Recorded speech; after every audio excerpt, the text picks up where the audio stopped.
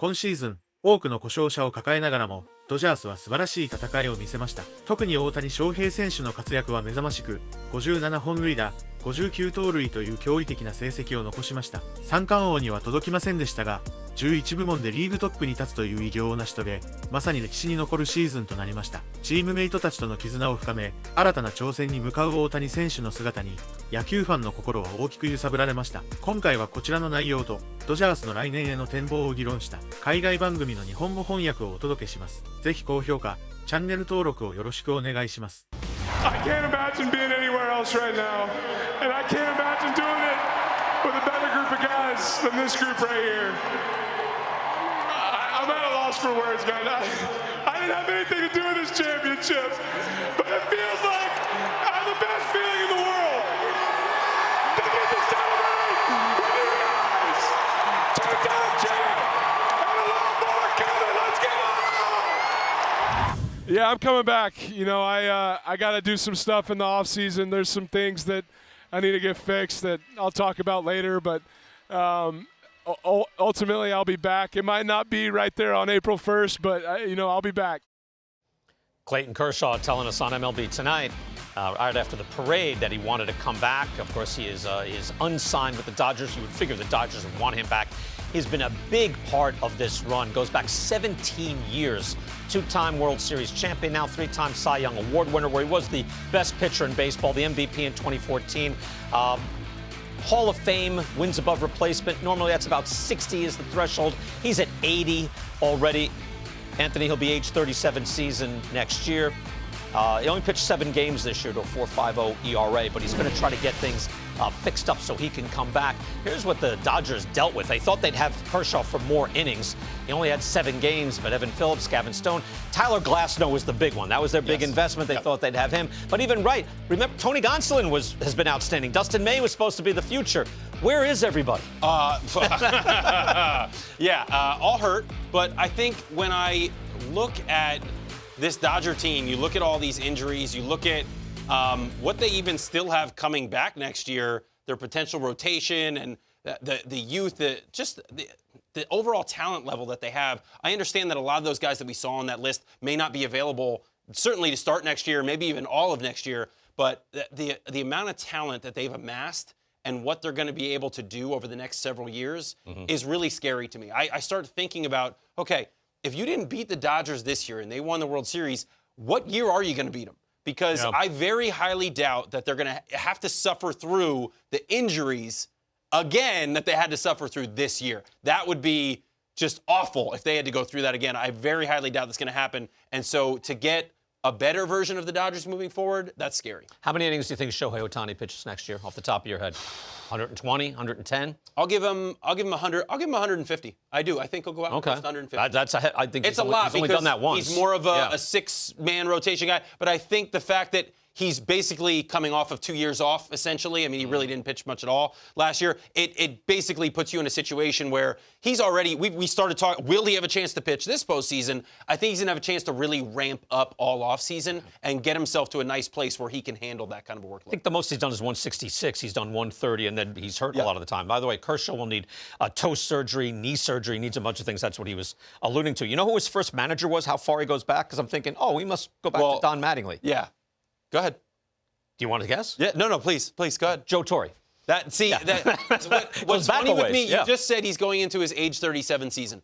4 years ago, if you would have asked me, what age season do you think Clayton Kershaw is going to, I probably would have said 37 because he's been around so long and he came up at such a young age, 20 years old, and he had such an immediate impact and he's been so good for so long. It's crazy to think that he's still going and still capable of going out there and putting up really good numbers. Yeah, remember at the start of last year, we were thinking 100 wins doesn't do it for the Dodgers. So you're kind of going back there. Now, do they go shopping at the high end of the market? Because that is what they have done. They did when Mookie Betts was available, they traded for him, extended him. When Freddie Freeman suddenly didn't go back to the Braves, they jumped on him right away.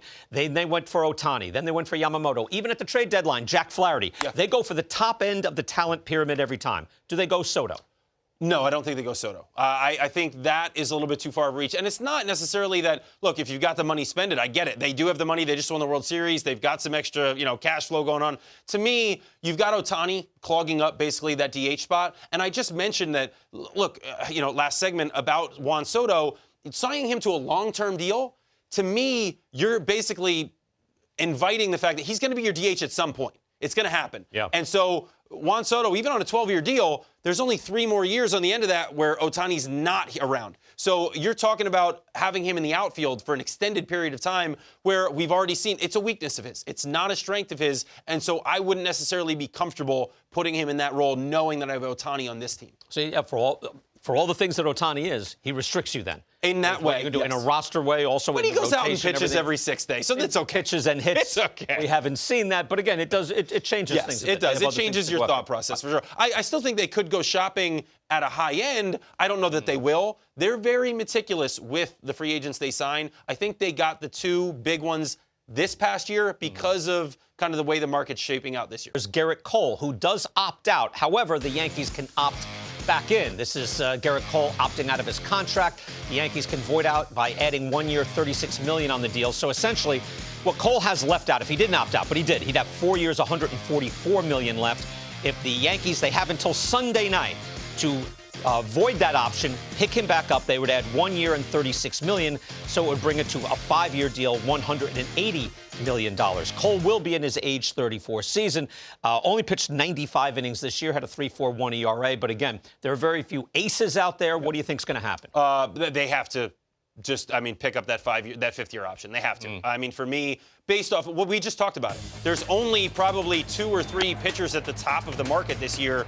Snell, Burns, Fried. You mentioned those guys in the same breath, and then it really drops off from there. So to me, you don't want to take your chances. You have to lock this guy down. And he's done it for you. He's done it in New York. He's done it in the biggest games. I know that 5th inning fell apart. He was a part of that with, not covering first base, maybe making a pitch or 2 that wasn't quite the right pitch. But all at the same time, he actually pitched phenomenally. And I would even say going back out there and giving you that extra length after that 5th inning, it just shows you who he is. He's shown you the character to get the big contract and still come back year after year, try to improve and try to be a better player. I understand that the numbers don't necessarily say he's the best pitcher in the game every year and all the time, but he consistently will go out there and give you everything he has. And to me, what Garrett Cole has been elite and will continue to be elite for about as long as anyone you can hope it can be. On the far right, that's ERA plus. 100 is league average if you don't speak that language normally.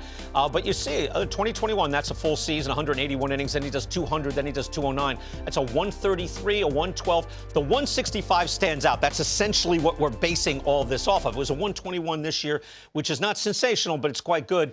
And there are just very few guys that are going out doing 200. Again, the innings and the quality of right. So it seems to be, we're going to talk to Brian Hoke about that, but there seems to be you don't think there's any issue that the Yankees will not be picking this up? I couldn't see a world where they don't. Unless they already feel like they can go out and sign Corbin. Well, I don't even know, because I think there are question marks surrounding some of those other arms at the top. That Garrett Cole, to me, just far and away. And it makes the most sense, too, because you're getting him for that 5th year for $36 million. It's a lot of money. But you're talking about, if you try to sign a player now as opposed to him signing this deal 5 years ago, the AAVs have changed, and some of those numbers start to balloon and look similar to what he's making anyway. Yeah, there's just not that talent pool out. It's not 1977. There's not those old dearth Exactly. of pitchers out there.